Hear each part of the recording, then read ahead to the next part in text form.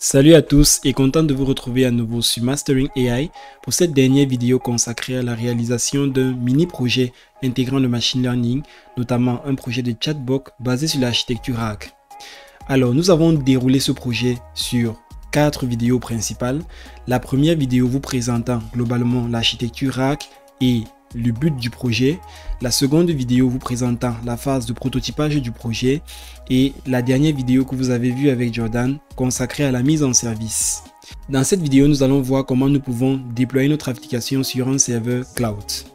Le processus de déploiement va passer déjà par la containerisation de nos applications en utilisant un outil bien connu nommé Docker au déploiement de l'application sur un serveur que nous avons loué pour l'occasion. Alors à la fin de cette vidéo, vous serez capable non seulement de créer des containers pour héberger les services de votre application, mais de les déployer sur un serveur à distance. Si vous n'avez pas encore eu à suivre les vidéos précédentes, je vous invite à le faire maintenant afin de vous mettre à jour et de pouvoir bien suivre cette vidéo consacrée au déploiement. Alors n'hésitez pas à liker et à vous abonner à la fin si vous avez aimé le contenu de la vidéo.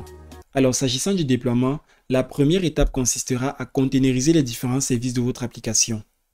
La containerisation consiste tout simplement à mettre vos services dans des containers qui sont tout simplement une sorte de boîte qui contient tous les outils et ressources nécessaires pour pouvoir faire fonctionner votre service de manière isolée. Dans le cas de notre application, étant donné que nous aurons deux services principaux, dont un service pour le back-end et un service pour la base de données, nous allons mettre ces différents services dans des containers bien spécifiques. Le but étant de faire communiquer ces containers à la fin entre eux.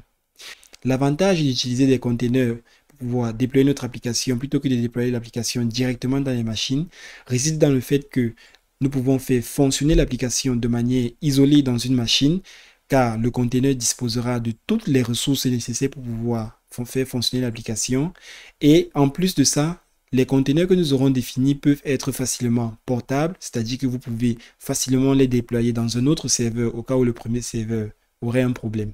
De plus, la mise en place d'un container est beaucoup plus facile que la mise en place d'une machine car la définition d'un container par exemple se fera tout simplement à travers un fichier dans lequel nous écrirons toutes les commandes nécessaires pour pouvoir définir notre container. Tandis que si vous choisissez de déployer votre application directement dans une machine virtuelle par exemple, la configuration de cette machine virtuelle sera beaucoup plus compliquée. Voyons ensemble comment vous pouvez installer Docker dans votre machine avant de passer à la containerisation de vos services. Le déploiement d'une application implique de pouvoir containeriser chaque partie de l'application dans des containers bien spécifiques et de pouvoir faire communiquer ces containers dans le serveur sur lequel ils seront déployés. Afin de pouvoir mettre en place tout le nécessaire pour que ces containers puissent communiquer, nous pourrons utiliser l'outil Docker Compose, qui est un outil qui permet de pouvoir manager plusieurs containers fonctionnant dans un même serveur ou hébergés dans différents serveurs. Alors, afin de pouvoir installer Docker sur notre ordinateur, nous allons nous rendre sur son site officiel. Alors, sur le site, vous pouvez voir que vous avez cette rubrique Docker Compose, Introduction to Docker Compose, et vous avez le menu d'installation là. Vous pouvez voir comment vous pouvez installer Docker Compose sur votre machine. Vous avez plusieurs scénarios en fonction du système que vous utilisez. Sur Windows, vous pouvez télécharger directement l'application Docker Desktop qui va vous installer la Docker Engine ainsi que Docker Compose. Donc si nous allons sur Windows, vous pouvez cliquer là pour avoir Docker Desktop for Windows. Alors une fois le téléchargement terminé, nous allons lancer l'exécutable. Nous avons les configurations d'installation. Nous allons tout simplement cliquer sur OK. Une fois l'installation terminée, vous devez redémarrer votre PC. Donc vous aurez tout simplement à cliquer sur ce bouton Close and Restart. Après avoir redémarré votre ordinateur, vous pouvez donc finir l'installation de Docker. Vous allez sélectionner Utiliser les paramètres recommandés et juste cliquer sur Finish. Après cela, vous avez cette étape où vous pouvez vous connecter à votre compte Docker en utilisant votre adresse email si vous en avez. Mais nous allons tout simplement sauter cette étape. À ce niveau, il vous est demandé de sélectionner votre profil. Vous pouvez choisir n'importe lequel en fonction du vôtre. Nous allons juste sélectionner Data Scientist dans ce cas. Ensuite, nous allons sélectionner les raisons pour lesquelles nous souhaitons utiliser Docker. Dans ce cas, nous allons sélectionner Deploying Application, Data Science, Learning or Teaching et peut-être d'autres raisons que vous pouvez sélectionner en fonction de ce que vous voulez faire avec Docker. Donc si on continue, Donc là, vous avez l'interface de Docker Desktop qui s'affiche et vous avez différentes sections. À gauche là, par exemple, cette section, vous pouvez visualiser tous les conteneurs Docker. Ensuite, vous avez la section des images où vous pouvez également voir toutes les images possibles que vous pouvez utiliser afin de construire ou builder vos conteneurs. Vous avez la section des volumes où vous pouvez créer vos volumes. Vous avez également cette section où vous pouvez visualiser tous les builds que vous avez eu à effectuer. Et il y a également beaucoup d'autres sections que nous n'allons pas explorer dans le détail. Je vous suggère de laisser libre votre curiosité pour pouvoir explorer cette application. Alors, nous allons passer maintenant à la création des conteneurs. Dans le cas de notre application, nous allons créer deux principaux conteneurs correspondant à deux services bien spécifiques. Le premier conteneur va héberger notre backend, notre application même, et le deuxième conteneur va héberger notre base de données.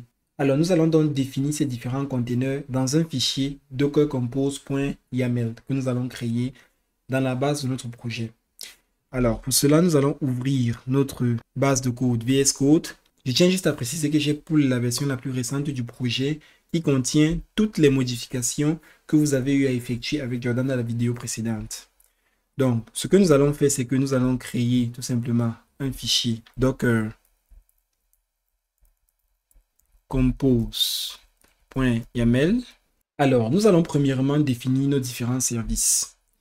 Donc, pour ce faire, nous allons taper service et dans notre contexte, nous allons utiliser deux principaux services que nous avons énumérés tout à l'heure. Notre application même que nous allons nommer AI Chat et un deuxième service pour notre base de données que nous allons nommer tout simplement Postgres. Alors, on va juste réindenter comme ça. Alors, concernant le service qui va héberger notre application, nous allons commencer par définir la façon dont le conteneur sera buildé. Nous allons le faire à travers la commande build. Et là, nous allons préciser deux choses. Premièrement, le contexte qui nous permettra de spécifier le répertoire courant du projet comme contexte de construction de ce conteneur. Donc pour cela, nous allons juste marquer un point là pour dire que le répertoire courant sera le répertoire à partir duquel notre conteneur sera buildé. Ensuite, nous allons préciser ici un Dockerfile pour spécifier le Dockerfile à partir duquel notre conteneur sera construit. Nous allons naturellement définir ce Dockerfile tout à l'heure. Donc, ici, nous allons préciser le nom de notre Dockerfile. Et là, nous allons donc aller créer ce Dockerfile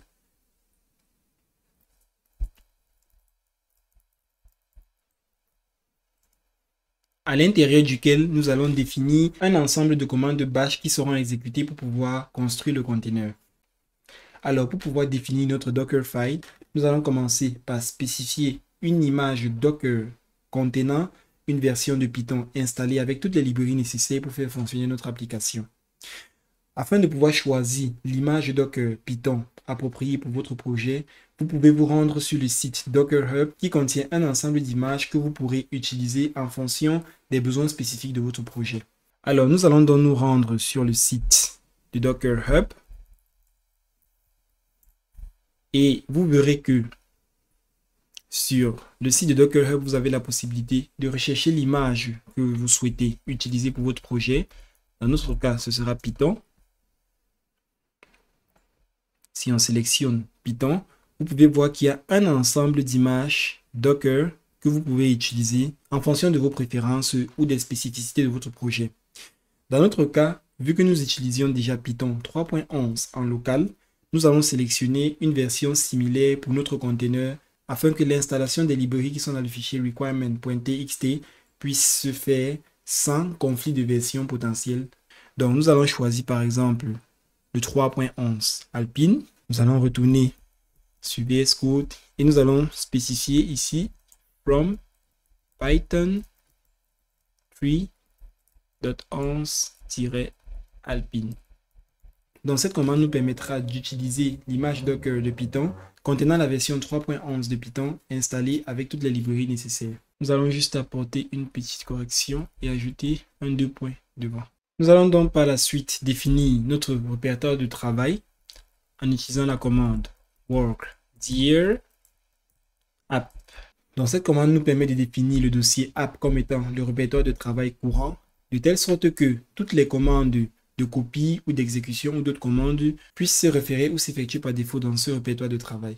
Ensuite, nous allons copier le fichier requirement.txt contenant toutes les librairies nécessaires pour notre projet dans notre répertoire de travail.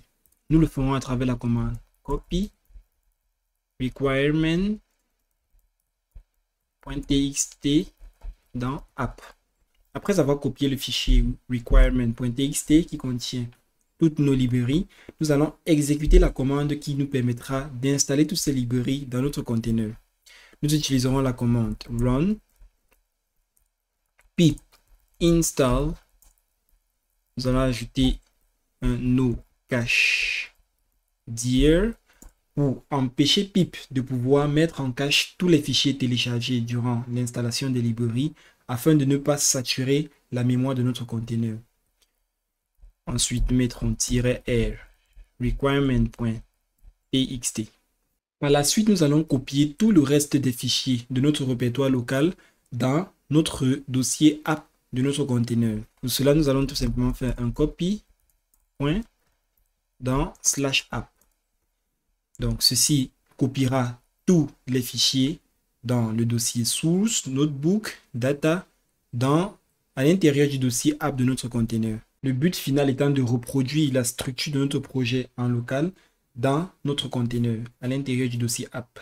Par la suite, nous allons exposer le port sur lequel notre service AI Chat pourra être disponible. Pour cela, nous allons utiliser la commande expose et spécifier comme port 8000. Vous pouvez choisir n'importe quel port de votre choix. Ainsi, notre fichier Dockerfile à partir duquel notre conteneur AI Chat sera construit vient d'être défini. Après avoir défini notre Dockerfile, nous allons retourner dans notre fichier Docker Compose pour continuer à définir nos services. Ainsi, après avoir défini la manière dont notre conteneur AI Chat sera construit, nous allons définir le nom du conteneur, container name, et nous l'appellerons AI Chat. Normalement, par défaut, le conteneur prendra le nom du service qui est défini, mais pour plus de précision, nous le définissons explicitement. Après avoir défini le conteneur, vous pouvez définir le port à partir duquel sera accessible notre service. Donc, vous utiliserez la commande port et nous allons effectuer ici un binding entre le port de la machine locale dans lequel le conteneur s'exécute et le port dans le conteneur sur lequel est exposé notre service AI Chat. Donc, dans notre machine locale, nous pouvons définir comme port 8001 pour faire la différence et le port dans le conteneur sur lequel est exposé notre service AI Chat, si vous vous rappelez bien, c'est le port 8000. Après avoir défini les ports, nous allons spécifier le fichier des variables d'environnement qui sera utilisé par notre service. Donc, nous le ferons en mettant un env, et là, nous mettrons un .env pour spécifier que le fichier .env ici présent doit être reconnu comme fichier contenant les variables d'environnement qui seront utilisées par notre service. Alors, petite précision ici, ce sera plutôt end file au lieu de env. Ensuite, nous allons définir la politique de redémarrage de notre conteneur. Nous allons le faire à travers la commande restart. Et là, nous pourrons spécifier. Et là, nous avons plusieurs possibilités, soit de toujours redémarrer notre conteneur, soit de le redémarrer à chaque changement ou s'il y a la moindre erreur jusqu'à ce qu'il soit explicitement stoppé, soit de ne jamais le redémarrer. Donc, dans notre cas, nous allons choisir de redémarrer notre conteneur à chaque fois qu'il y a modification ou s'il y a une certaine erreur. Donc, nous le spécifierons à travers le mot-clé unless stop. Ensuite, nous devons définir un ensemble de commandes qui seront exécutées après que notre conteneur soit construit ou buildé. Alors, à cette étape, nous allons spécifier deux commandes principales qui doivent être exécutées. La première commande servant à exécuter ce fichier store data, qui est un script qui nous permettra de fournir notre base de données avec les différents documents et les embeddings associés.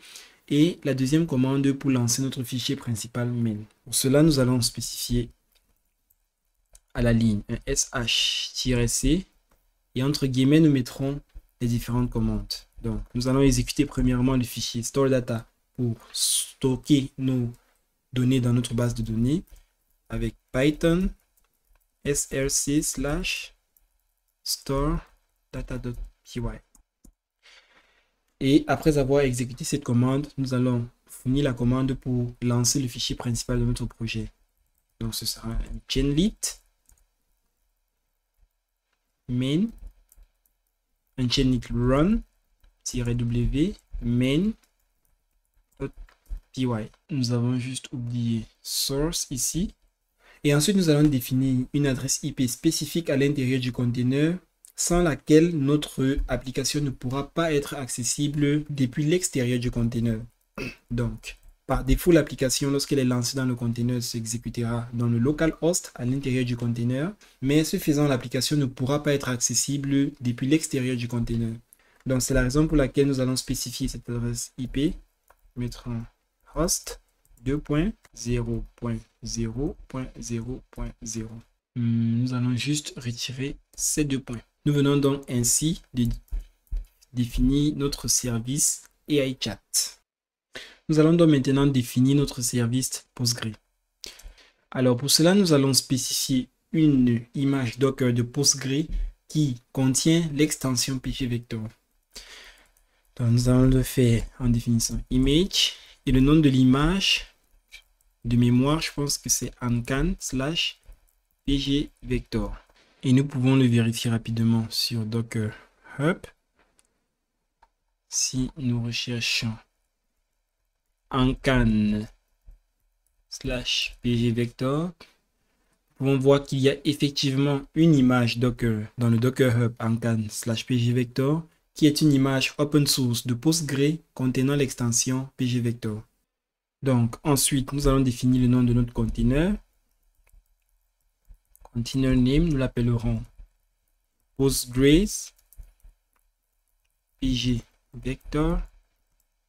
Ensuite, nous allons définir quelques variables d'environnement pour notre service Postgres, notamment l'utilisateur, le nom de la base de données et le mot de passe.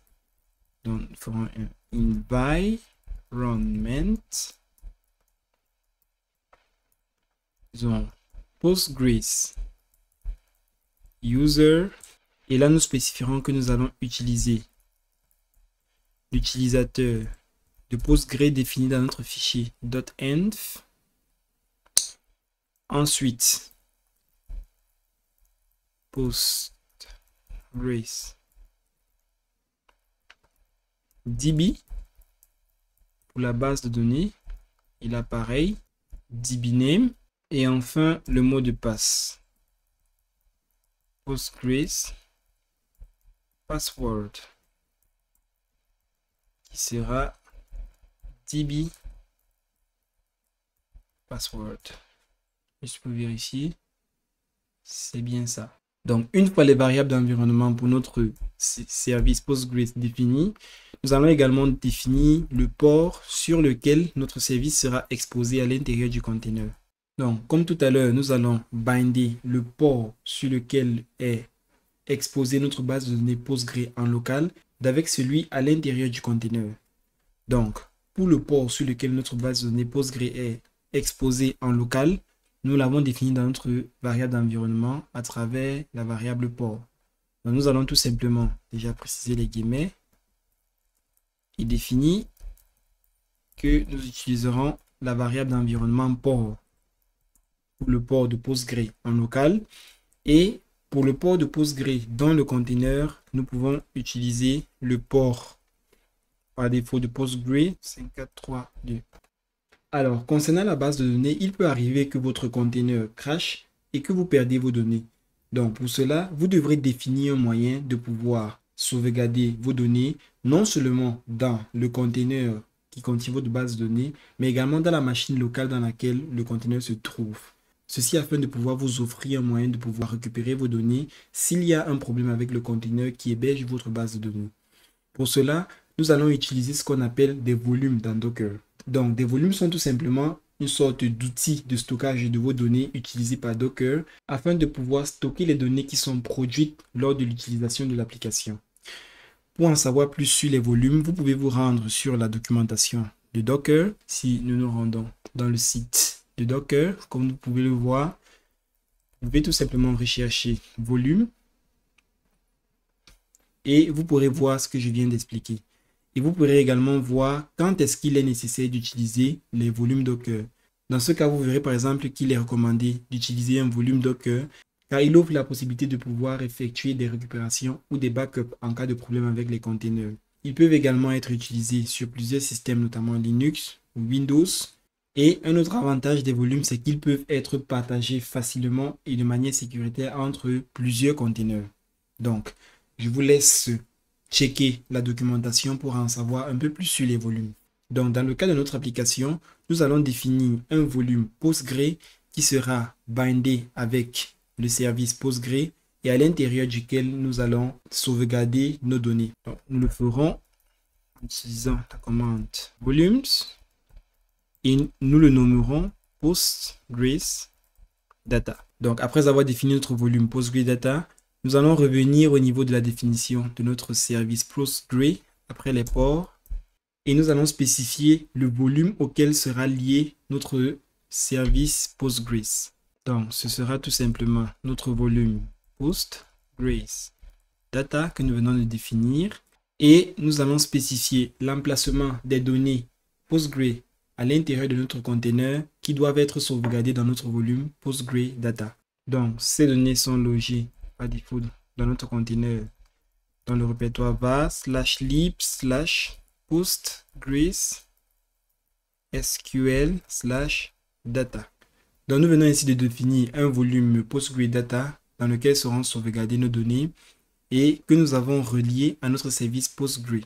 Pareillement, au conteneur précédent, nous allons définir une politique de redémarrage, restart, et nous allons utiliser la même que précédemment. On est stopped. Ainsi, nous venons de définir notre service Postgre.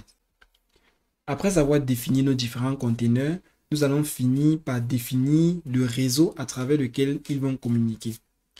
Pour cela, nous allons tout simplement définir après les volumes networks que nous allons appeler AI chat network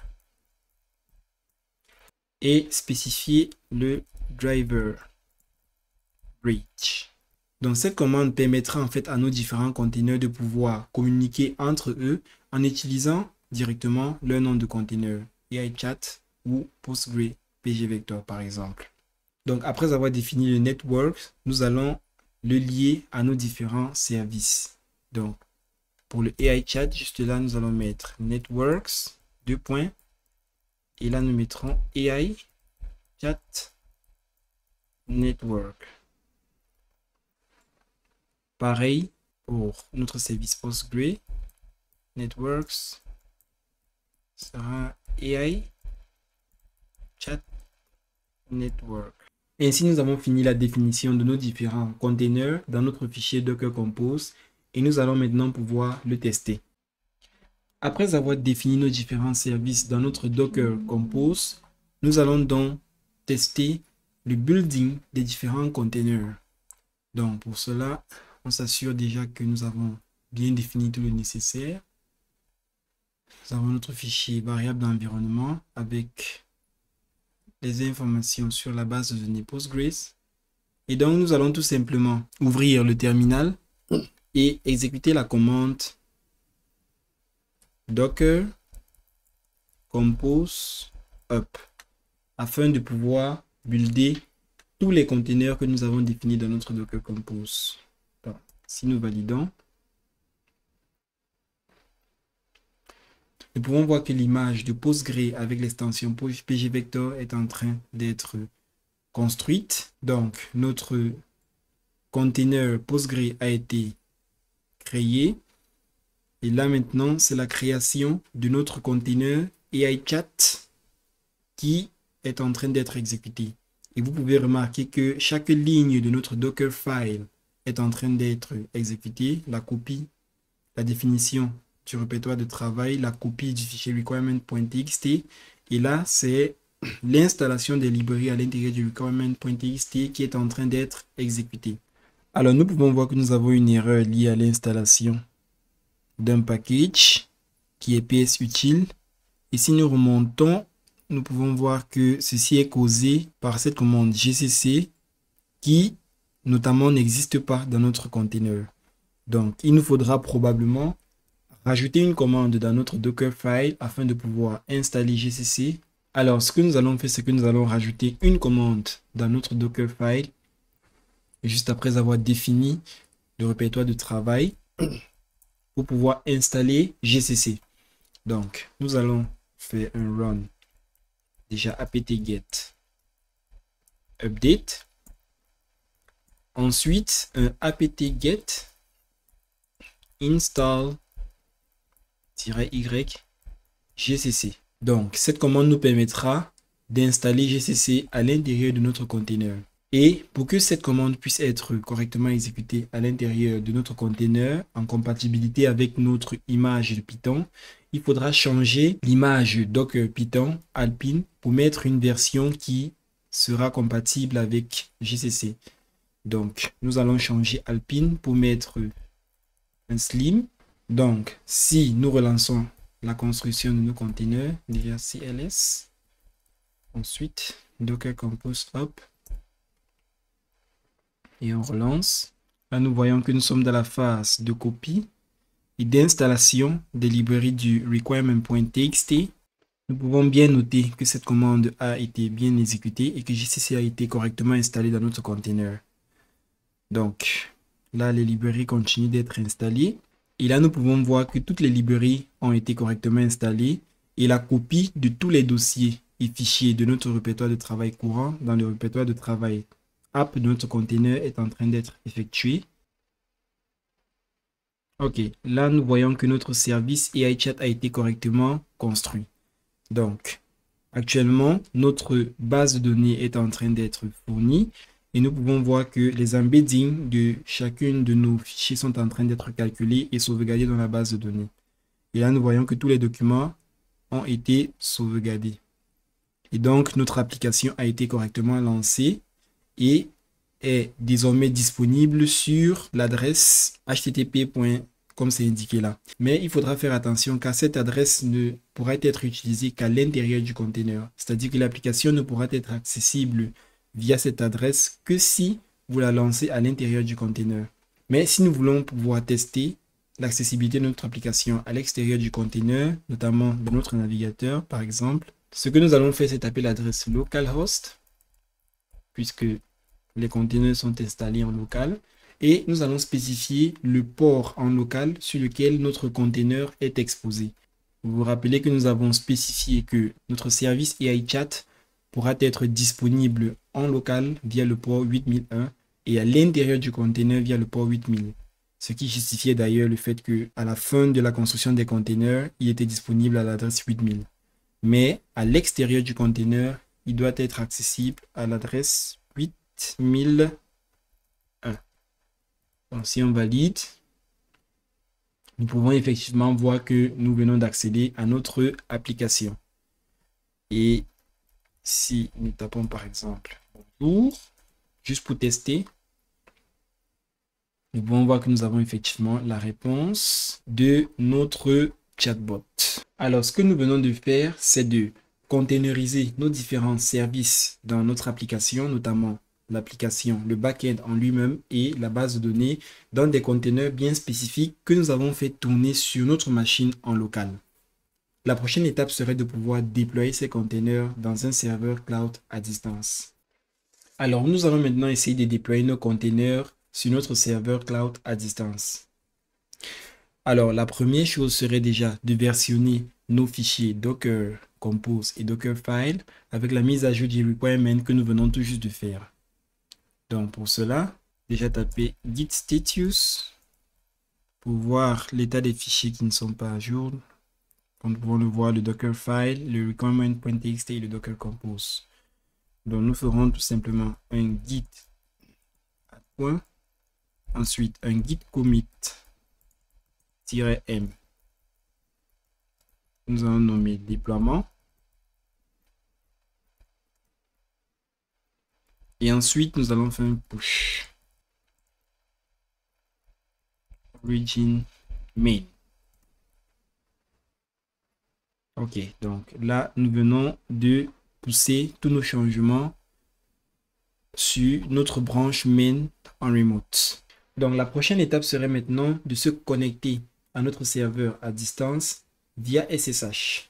Il s'agit d'un serveur OVH Cloud que nous avons acheté pour l'occasion afin de pouvoir héberger notre application. Donc comme je le disais tantôt, nous allons établir une connexion SSH à notre serveur afin de pouvoir cloner le projet dans notre serveur et de lancer le déploiement des containers. Donc, la première chose à vérifier de votre côté, c'est que vous avez effectivement un client OpenSSH installé sur votre machine. Dans mon cas, je l'ai bien installé, mais vous pouvez le vérifier déjà en ouvrant le terminal Windows, par exemple, et taper SSH. Et là, vous pouvez voir les différents usages que vous pouvez faire avec la commande SSH. Si vous ne recevez pas cette réponse, c'est que probablement SSH n'est pas encore installé sur votre machine. Donc, pour les utilisateurs de Windows, notamment avec Windows 11, pour pouvoir installer SSH, il vous suffira d'ouvrir vos paramètres. Vous ouvrirez vos paramètres. Ensuite, vous vous rendrez dans le menu Système, Fonctionnalités facultatives et vous allez pouvoir chercher si OpenSSH client est déjà installé dans votre machine. Dans mon cas, vous pouvez voir que j'ai effectivement le client OpenSSH. Mais si vous ne l'avez pas encore, vous aurez probablement à cliquer ici sur afficher les fonctionnalités et vous allez rechercher tout simplement le client OpenSSH. Dans mon cas, il ne s'affiche pas ici puisque je l'ai déjà installé. Mais si vous ne l'avez pas encore installé, il s'affichera là et vous aurez la possibilité de le télécharger et de l'installer sur votre ordinateur. Une fois SSH installé sur votre machine, la prochaine étape serait de générer une clé SSH que vous allez utiliser afin de pouvoir rétablir la connexion à distance à votre serveur. Donc, dans mon cas, j'ai déjà généré une clé SSH, mais si vous ne l'avez pas encore fait, il vous suffira de taper la commande SSH keygen qui va vous permettre de générer une paire de clés privées et de clés publiques grâce à laquelle vous pouvez vous connecter à votre serveur à distance. Dans mon cas, je vais annuler ce processus puisque j'ai déjà généré une paire de clés SSH. Donc, après avoir généré votre paire de clés SSH, vous pourrez accéder à votre répertoire de fichiers afin de la retrouver. Dans mon cas, vous irez dans le dossier du compte utilisateur, de votre compte utilisateur et vous aurez ce dossier .ssh et à l'intérieur, vous aurez ces deux fichiers dont l'une est la clé privée et l'autre est la clé publique. Donc, c'est cette clé publique que vous aurez à renseigner dans votre serveur à distance afin de pouvoir autoriser l'accès à ce serveur via SSH. Donc, après avoir généré votre paire de clés SSH et après l'avoir fourni à votre serveur à distance, dans cette vidéo, nous n'allons pas vous montrer comment nous avons enregistré la clé SSH publique dans notre serveur à distance, mais nous pourrons notamment aborder cet aspect plus en détail dans d'autres vidéos. Alors maintenant, nous allons essayer de nous connecter à notre machine à distance en utilisant SSH et l'adresse IP de notre machine. Naturellement, je tiens à préciser que c'est un processus de connexion qui n'est pas très sécurisé, étant donné que nous utilisons directement l'adresse IP de l'hôte et une bonne pratique serait de pouvoir utiliser des outils qui vous permettront de définir des noms de domaines et d'effectuer des redirections vers des domaines et des sous-domaines afin de pouvoir protéger l'adresse IP de votre serveur distant. Naturellement, dans cette vidéo, pour des raisons de sécurité, je masquerai l'adresse IP de notre serveur cloud. Ainsi, la commande SSH que vous pouvez taper pour vous connecter, ce serait SSH, le nom de l'utilisateur, arrobas, l'adresse IP de votre serveur distant. Et là, je l'ai collé. Ensuite, si je valide, vous verrez que je me suis effectivement connecté à notre serveur distant. Maintenant, nous allons essayer de cloner notre projet dans ce serveur. Alors, pour cloner notre projet dans notre serveur, nous allons nous rendre dans notre repository Git et nous allons copier le lien de notre repo. Ensuite, nous allons accéder à notre répertoire de travail Mastering AI. Et à l'intérieur de Mastering AI, nous allons exécuter la commande git clone et nous allons coller lien de notre repository là. OK. Nous pouvons bien voir que nous avons notre chatbot rack. Et si nous y accédons,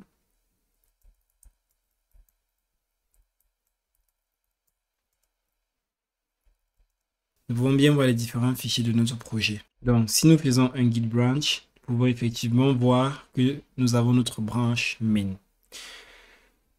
Donc, avant d'exécuter la commande docker compose up pour pouvoir déployer nos containers, nous allons premièrement définir notre fichier .env. Rappelez-vous que le fichier .env que nous utilisions tout à l'heure était celui correspondant à notre machine en local. Mais là, pour notre serveur, nous aurons besoin de définir un fichier .env spécifique. Donc, nous allons faire un nano.env. Et ce que nous allons faire, c'est tout simplement copier le contenu de notre fichier .env là et le coller là. Nous allons définir un autre mot de passe pour notre base de données Postgre, qu'il soit plus sécure. Après l'avoir fait, nous allons vérifier que le fichier a bien été créé en faisant ls-d pour lister uniquement les fichiers commençant par un point. Et là, nous pouvons effectivement voir le .env avec le .git et le .git ignore. Alors, nous avons fait un clear afin de pouvoir effacer tout ce que nous avions à l'écran. Et nous allons vérifier une dernière fois la structure de notre projet. Nous pouvons voir que nous avons effectivement notre Dockerfile, le README, le fichier chainlead, notre dossier source qui contient notre code, le dossier notebook, les requirements.txt avec notre Docker Compose. Nous allons maintenant lancer la commande de Docker Compose up afin de pouvoir builder tous nos containers comme nous le faisions en local. Donc, ce sera tout simplement un Docker Compose up --build pour préciser qu'il build tous les containers. Si nous validons, nous pouvons voir effectivement que là, nous avons notre container AI Chat qui a été créé avec toutes les librairies déjà installées. Et là, nos données sont en train d'être chargées en base de données. Donc, les requêtes sont exécutées auprès de OpenAI pour calculer les embeddings et les sauvegarder dans la base de données comme nous l'avons fait tout à l'heure en local. Donc, ceci étant fait, vous pouvez voir que notre application a été bien lancée. Donc, maintenant, si nous souhaitons accéder à notre application, rappelez-vous qu'en local, nous n'avions pas tapé très exactement cette adresse parce qu'il s'agit d'une adresse qui ne sera valide qu'à l'intérieur du container. Nous avions tapé localhost qui était l'adresse de notre machine en local, suivi du port sur lequel est exposé notre container qui était le 8001. Donc, dans notre cas, nous allons tout simplement nous rendre dans notre navigateur et nous allons taper l'adresse IP de notre serveur suivi du numéro de port sur lequel notre application a été exposée. Donc, qui sera toujours le 8001. Donc, je colle l'adresse IP qui sera masquée pour des raisons de sécurité, comme je vous l'ai dit tout à l'heure. Ensuite, je précise le port sur lequel tourne notre application dans le serveur, qui sera le 8001. Et si je valide, vous pouvez bien voir que notre application est effectivement disponible à l'adresse de notre serveur et à ce port. Et si nous faisons un test comme nous l'avons fait tout à l'heure, en tapant peut-être un bonjour, vous pouvez voir comme prévu que nous avons la réponse de notre chatbot. Donc, si nous revenons dans notre terminal et que nous arrêtons l'application, nous allons montrer comment vous pouvez lister vos containers, vos images et vos volumes. Par exemple, en ce qui concerne les containers, normalement, nous avions créé en exécutant cette commande 2 containers, un correspondant à notre service AI Chat et un autre correspondant à Postgre. Donc, si nous faisons un docker ps-a afin de lister tous les containers, vous pouvez voir que nous avons effectivement en tête nos 2 premiers containers AI Chatbot Rack AI Chat ainsi que notre container qui contient l'extension de pgvector en CAN pgvector. Par la suite, vous pourrez également lister les différents volumes que vous avez. Notamment, nous avions créé un volume PostgreData afin de pouvoir binder les données que nous avons dans notre container avec ceux qui seront sauvegardés en local. Donc, si nous faisons un docker volumes Docker volume, ls pour lister les différents volumes.